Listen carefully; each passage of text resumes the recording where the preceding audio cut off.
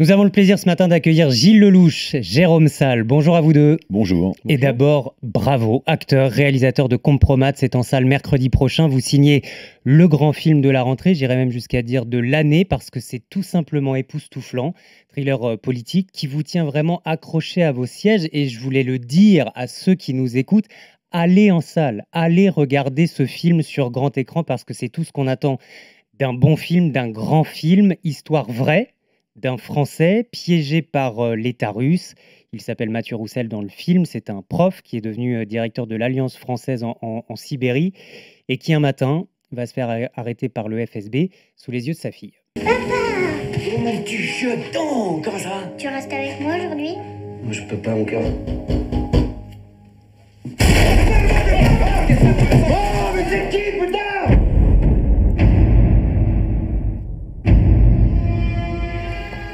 Tout le dossier est constitué de faux plus ou moins grossiers. Compromat. Pourquoi contre Mathieu? Qu'est-ce qu'il leur a fait? La seule solution, c'est de vous rendre aux autorités russes. Mais je suis innocent, bordel! Innocent, mais accusé de pédophilie, d'attouchement sur sa fille. Gilles Lellouche, c'est vous qui interprétez ce Français. On commence à un peu mieux connaître la Russie depuis quelques mois. Là, on découvre ce qu'est un compromat, Gilles Lellouche. Vous connaissiez, vous, cette méthode utilisée par le FSB, le KGB? Non, je ne connaissais pas particulièrement. J'ai découvert cette méthode-là quand je me suis intéressé au scénario et au film, évidemment. Ouais, en fait, c'est un dossier qui est monté de toutes pièces pour compromettre quelqu'un, pour le mettre hors d'état de nuire. Donc, voilà, en l'occurrence, dans le film et dans l'histoire, c'est un montage assez grossier.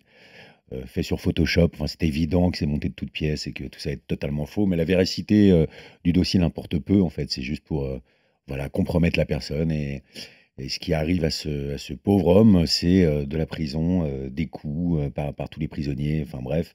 Mais heureusement, il croise sur son chemin un avocat russe qui va lui dire qu'il risque entre 15 et 20 ans de prison et donc il faut absolument qu'il parte, qu'il se sauve, ce qu'il va réussir à faire. On le suit pendant 2 heures, ce Mathieu Roussel. Encore une fois, c'est arrivé et il n'y a pas si longtemps. Hein. C'était en Oui, alors, 2017. oui, absolument, c'est arrivé à un Français, mais dont on s'est très librement inspiré, très librement.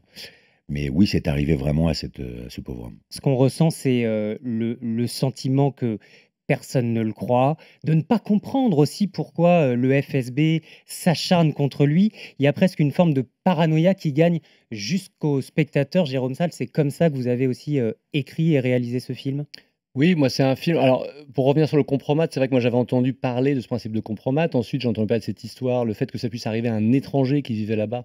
Je trouvais que tout d'un coup, il y avait matière à raconter une histoire incroyable, puisque c'est vrai qu'aussi, et là c'est dans l'actualité, mais ça me permettait d'avoir une espèce de confrontation en ce qui est un Français, c'est un Français ordinaire, ce qui est marqué sur l'affiche. Monsieur Tout le Monde, c'est Monsieur Tout le Monde, absolument, qui un se professeur retrouve, de français, voilà, hein, historiquement. qui se retrouve dans ce pays avec des valeurs, avec une culture, avec une mentalité qui est extrêmement différente, sans doute qu'il sous-estime et qui va se prendre en pleine face. Et donc c'est vrai que le principe du film, c'est qu'on est au plus près du personnage qui est incarné par Gilles, et on vit avec lui cette bascule brutale, parce qu'un jour, il y a des types cagoulés qui arrivent, qui le prennent, qui l'enferment, qui le balancent en prison, qui l'arrachent à sa fille. Et effectivement, il se retrouve absolument seul pour s'en sortir dans ce pays étranger. Vous avez écrit, vous avez eu l'idée de ce film bien avant la déclaration de guerre contre l'Ukraine.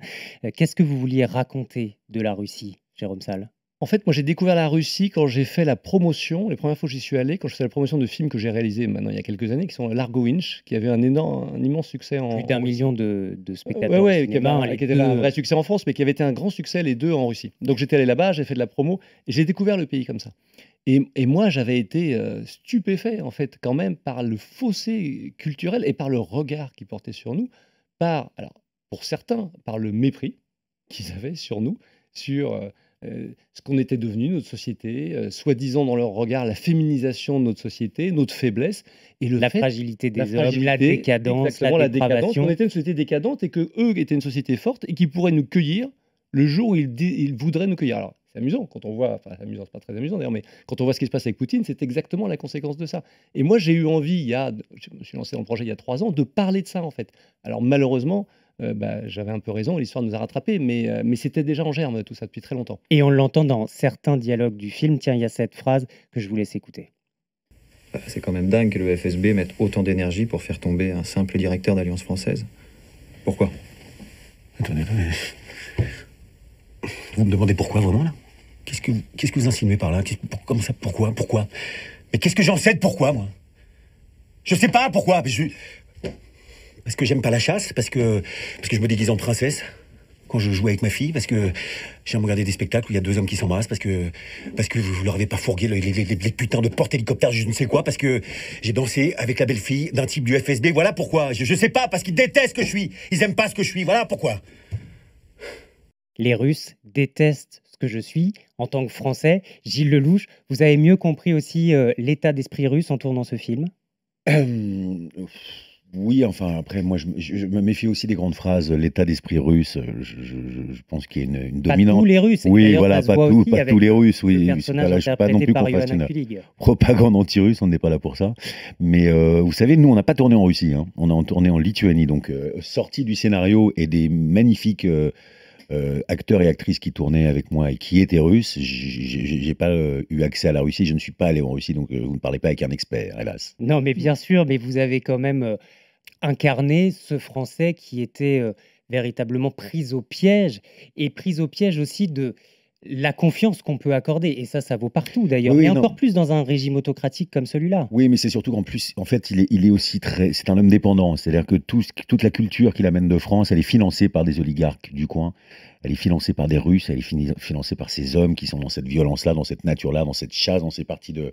Voilà, il est entouré de gens loin d'être bienveillants et il s'en aperçoit trop tard. Donc, il est dans une forme de dépendance, Mathieu Roussel, affective, financière. C'est un homme qui va avoir besoin de se libérer de pas mal de carcans pour renaître à nouveau. Un oligarque qui lui dit: vous êtes tous que je méprise, vos gouvernants sont des lâches. On parlait de Johanna Kulig qui interprète l'amie russe de ce Français. Elle est la belle-fille d'un directeur du FSB. Elle va pourtant l'aider. Ouais. Il y a aussi un échange assez saisissant où elle lui dit: de toute façon, tu ne comprendras jamais pourquoi, jamais ce qui t'arrive. Nous, les Russes, nous sommes dramatiques. Vous, les Ouais. Français, vous êtes trop légers. Ouais. C'est vrai qu'elle est magnifique, cette phrase. Et puis, elle me dit tout le temps, tu souris toujours.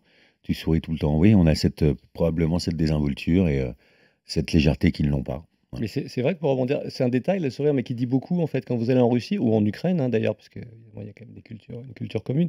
Moi, je suis allé en Russie, j'ai travaillé en Ukraine, j'ai tourné là-bas, et c'est vrai que le rapport avec le sourire n'est pas le même. Mais en fait, ce qu'ils disent se défend. Ils expliquent, mais si vous souriez à tout le monde, ça n'a plus aucun sens en fait. Nous, on sourit quand il y a vraiment un sens. Sinon, quand ils vous disent bonjour, ils ne vous sourient pas d'emblée. C'est assez intéressant quand même. Donc, sûr. c'est toutes ces différences-là culturelles. Mais pour rebondir sur ce que disait Julie tout à l'heure, effectivement, c'est loin, parce que parfois j'ai vu sur les réseaux sociaux propagande anti-russe, etc., quand les gens voient la bande-annonce, pas du tout. Et d'ailleurs, en l'occurrence, on a travaillé avec des Russes, on a travaillé avec des acteurs russes qui d'ailleurs sont absolument exceptionnels tous, et qui d'ailleurs, au sortir, quand ils ont vu le film, ont dit mais ça représente ce qu'est notre pays. La violence systémique qu'il y a dans ce pays, les premières victimes, c'est le peuple. Bien sûr. On voit mieux effectivement ce qu'on ne voit peut-être pas d'ici en France et on comprend peut-être un tout petit peu mieux aussi ce qui se passe entre la Russie et l'Ukraine en regardant votre film, toute proportion gardée évidemment. Vous parliez de l'Argo Winch, Jérôme Salle, énorme succès en Russie. Quand on a vu l'Argo Winch, on comprend peut-être pourquoi.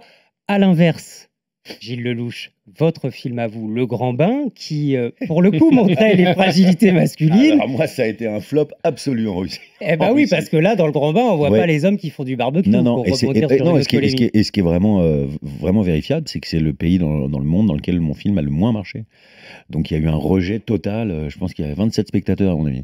Donc c'est assez étonnant de voir, il y a un refus de l'homme sensible, de l'homme à nu, de l'homme plus féminin. Ça n'existe pas, non. C'est aussi des rôles vers lesquels vous vous tournez désormais, Gilles Lelouch, parce que vous dites, au fond, j'y réfléchis pas vraiment, mais quand je regarde un petit peu ma carrière derrière moi, je choisis toujours des rôles d'hommes ordinaires qui vont se retrouver dans des situations extraordinaires. Oui, mais de fait, de toute façon, je suis un homme ordinaire. Donc, il est logique qu'on me propose ces rôles-là. Mais ensuite, c'est parce que c'est pour moi le sel des beaux personnages du cinéma. C'est une définition même de tout grand scénario, en fait. Que ce soit un film d'aventure ou pas, en fait, on est toujours différent à la fin qu'on l'est au début. C'est la trame même de tout bon scénariste. Donc oui, c'est des histoires qui me passionnent, mais il y avait aussi, indépendamment de l'homme ordinaire et le côté extraordinaire, il y avait aussi cet homme qui a un genou à terre parce qu'il est en péril sentimental, ça se passe très très mal avec sa femme qui va le quitter. Il pense il a déjà un genou à terre, mais il en aura deux et bientôt il sera complètement allongé. Et en fait, Ça a eu des échos personnels chez vous parce que oui, ça a toujours des échos. Oui, à chaque fois, de l'écran, toute façon, je vais puiser à droite à gauche. on a sur des l'impression que vous vous expériences découvrez, personnelles. que vous vous redécouvrez. Ah, bah alors peut-être, mais j'en ai pas complètement la notion. Mais bien sûr que je vais puiser toujours des choses personnelles. Mais ce que j'aimais, c'est cette façon de se relever, de se remettre à marcher et de revivre. Voilà, d'avoir un cœur qui bat à nouveau, avoir une foi nouvelle, avoir un horizon nouveau. Et ça, je trouve ça vraiment très beau. Ce que j'adore dans le film de Jérôme, c'est que c'est un mélange d'intime et de spectaculaire. Voilà, quand on peut réussir à allier les deux, c'est formidable. Je sais que j'ai fait une réponse très longue, je le vois dans vos yeux. Non, pas du tout. C'est parce que vous venez de parler de Jérôme qui est juste à côté de vous. Jérôme dit de vous, Gilles Lellouche, que vous vous bonifiez au fil des ans. Comme le bon vin, Jérôme Salle. C'est vrai, ça, mais Gilles je voulais Lellouche rebondir sur le fait quand Gilles dit qu'il est un homme ordinaire. En fait, je crois que pour être une star de cinéma, ce qu'est Gilles aujourd'hui, il faut être un homme ordinaire. Moi, je me souviens que j'avais rencontré Johnny Hallyday, j'avais dîné avec lui, et j'avais été frappé par ça. En fait, c'était quand même la plus grande star de la chanson française. Il avait quelque chose à la fois d'extrêmement ordinaire, mais vraiment, et évidemment quelque chose de totalement extraordinaire. Et pourquoi est-ce qu'on se projette dans ces gens-là, que ce soit des chanteurs, des acteurs? Parce qu'en fait, ils sont nous, mais en mieux. Mais il faut qu'il ait cette proximité, en fait. Et c'est ça, les stars de cinéma ou les stars de la chanson, pour moi. Un homme ordinaire, mais avec une notoriété. Aujourd'hui, beaucoup se sentent parfois obligés de mettre à profit cette notoriété, Gilles Lellouche. Mais Jérôme Salle aussi, la question vaut pour vous deux, parce que vous faites ce film sur la Russie en pleine guerre contre l'Ukraine.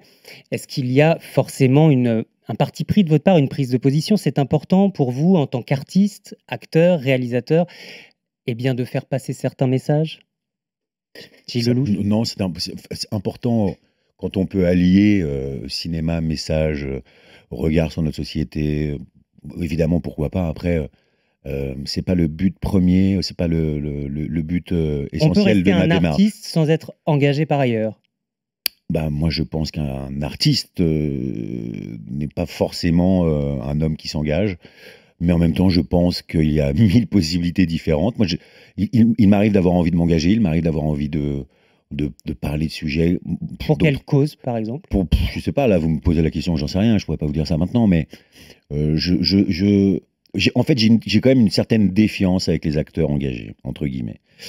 Je pense que l'artiste, l'acteur en l'occurrence, est quelqu'un qu'on projette dans des histoires. L'histoire, c'est une fiction, c'est un fantasme, quelque chose qui est hors du réel. Si l'acteur en question, vous le voyez dans un film, mais toutes les 3 semaines, vous l'entendez parler sur tel et tel sujet, avoir un avis sur tout. Pas son rôle. Bah, en fait, il détruit son propre outil. Et l'outil d'un acteur, c'est créer du fantasme, créer de la vision, créer du rêve. La réalité et le commentaire, c'est l'antithèse du rêve. Le commentaire, surtout aujourd'hui, à tout rompre, parce que tout le monde commente tout. Je pense que le monde se passera bien de mes commentaires. Ça ira très bien comme ça, je crois. En tout cas, vous vous associez à certains projets, Gilles Lellouche. Je voulais qu'on finisse par ça parce qu'on vous a vu hier sur France 2. Vous étiez le premier invité de Rencontre du Papotin. Émission imaginée par Olivier Nakache et Eric Toledano. Une émission où vous êtes interviewé par de jeunes handicapés, des jeunes autistes et des discussions beaucoup plus cash, peut-être même beaucoup plus simples que là, que sur RMC, avec des questions naturelles, Gilles Lellouche. On vous a senti ému. Ah oui, j'étais très ému, j'étais très déstabilisé, j'étais très désorienté, pour être honnête. On vous a interrogé sur votre place dans les équipes de foot à l'école. Oui, en fait, ça va dans tous les sens, avec des questions qui sont extrêmement concrètes, très concrètes, et puis d'autres qui sont absolument poétiques, aériennes. Est-ce que vous êtes heureux d'être en vie? Ouais, Est-ce que vous pensez souvent à vos parents? Ouais, c'était vraiment un moment absolument magnifique et très touchant. Et oui, j'espère qu'il y aura plein d'autres émissions comme ça du Papotin, et je souhaite à tous mes camarades artistes d'y participer parce que c'est vraiment formidable, et on se réinvente aussi dans ses réponses et ça fait du bien de se réinventer dans ses réponses, c'est pas si fréquent. Si j'ai bien compris, c'est un samedi par mois, 1 heure de grande écoute, c'est 20h30 sur France 2 et surtout, à partir de mercredi prochain, Compromat en salle dans tous les meilleurs cinémas de France. Merci infiniment. Merci de votre accueil. Gilles Lelouch, Merci. d'avoir été avec nous sur RMC. Merci beaucoup. Merci.